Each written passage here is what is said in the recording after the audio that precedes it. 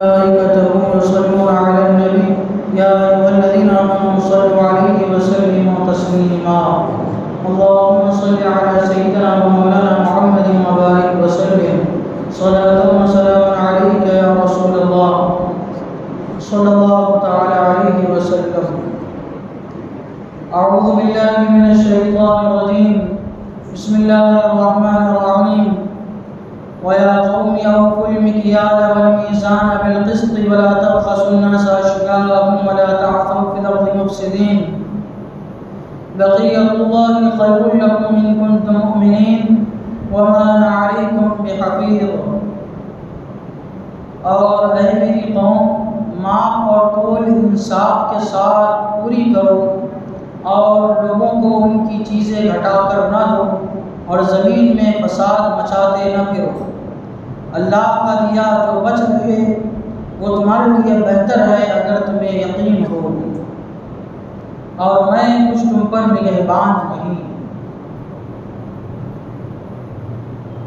حضرت شعیب علیہ السلام کی قوم جن بدکاریوں میں مبتلا تھی، ان بدکاریوں کا ذکر کرتے ہوئے اور اس کے نقصانات کا ذکر کرتے ہوئے حضرت شعیب علیہ السلام اپنے قوم کو واضح و نصیحت فرما رہے ہیں.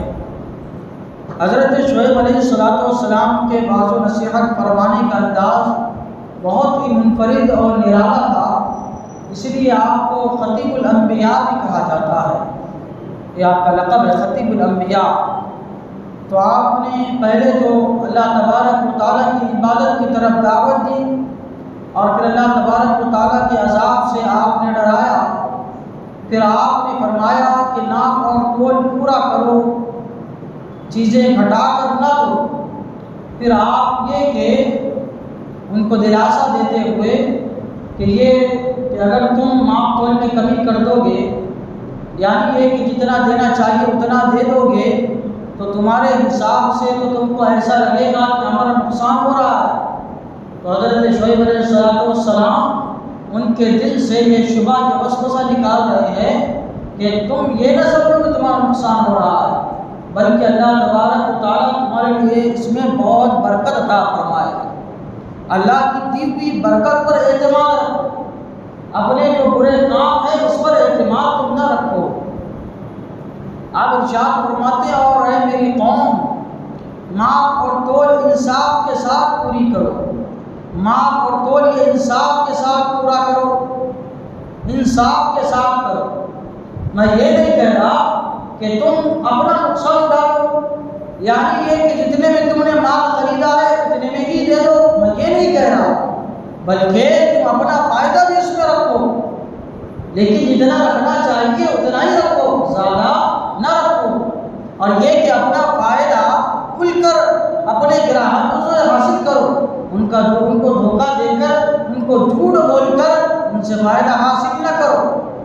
بلا تبخسوا الناس اشیاءهم، اور لوگوں کو ان کی چیزیں گھٹا کر نہ دو، کم کر کے نہ دو، انصاف کے ساتھ لین دین کرو.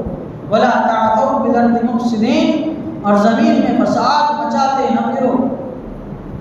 ان لوگوں کا حال یہ تھا کہ یہ کیا کرتے تھے، جب مال خریدنا ہوتا تھا باہم مشورہ کرتے تھے اور کہتے تھے کہ ہم یہ افواہ پھیلا دیں گے کہ مال جو ہے، مال کا ریٹ، مال کی قیمت گھٹ چکی ہے بازار سے.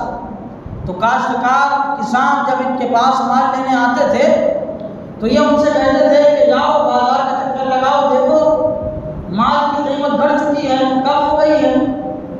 ان سے کیا کرتے تھے، کاشتکار سے، کسانوں سے مال کم پیسوں میں خریدتے تھے، اور جب خریدنا ہوتا تھا تو بڑا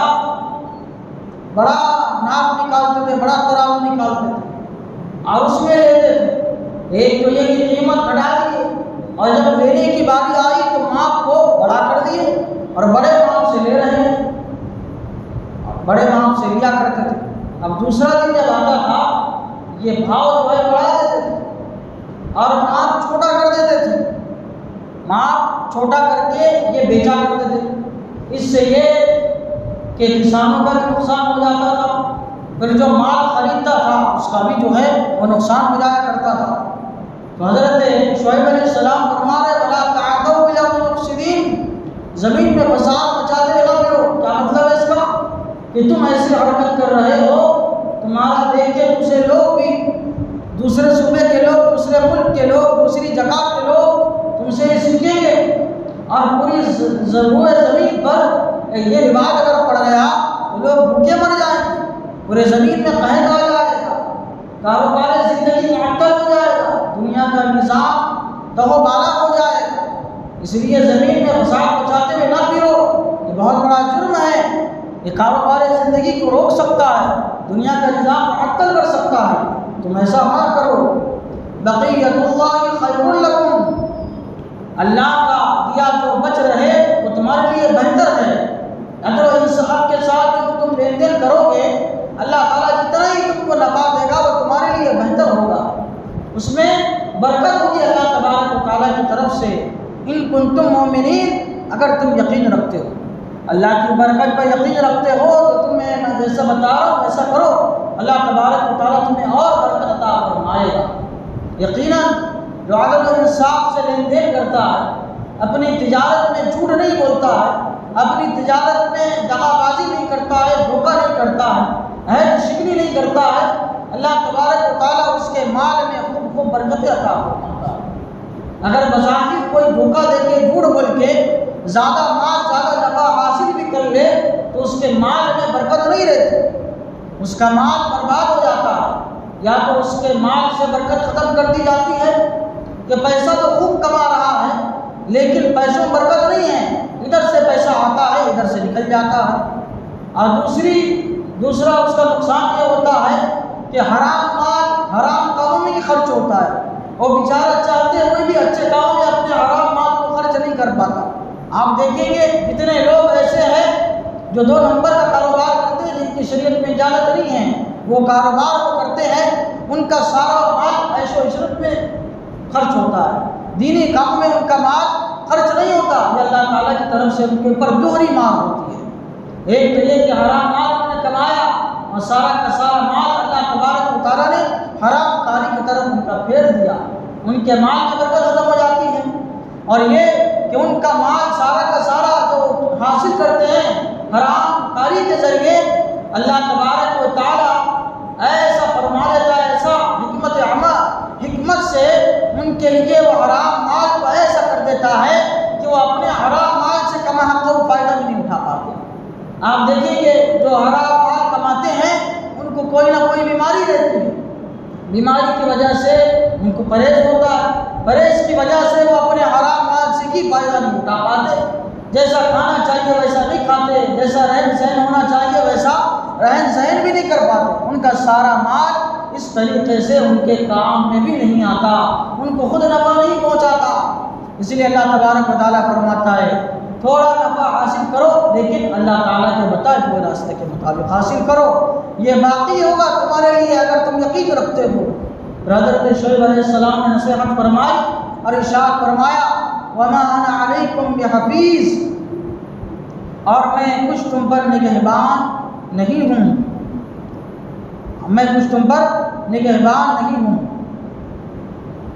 یعنی یہ کہ جو تم کر رہے ہو میں تم سے اس کا مواخذہ نہیں کروں گا، اس کی پکڑ نہیں کروں گا، بلکہ اللہ تبارک و تعالیٰ عذاب دے کر تمہاری پکڑ فرمائے گا۔ اس لیے جو میں بتا رہا ہوں اس پر عمل کرو، مجھ سے نہ ڈرو، اللہ تبارک و تعالیٰ کے عذاب سے تم ڈرو اگر تم مومن ہو، اگر یقین رکھتے ہو۔ اللہ تعالیٰ کی بارگاہ میں دعا ہے قرآن شریف سیکھنے سمجھنے اور اس کے مطابق ہم سب کو اپنی زندگی گزارنے کی توفیق عطا فرمائے۔ اشہد ان لا الہ الا اللہ واشہد ان محمدا عبدہ ورسولہ صلی اللہ تعالیٰ علی سیدنا محمد وعلی آلہ وصحبہ اجمعین برحمتک یا ارحم الراحمین۔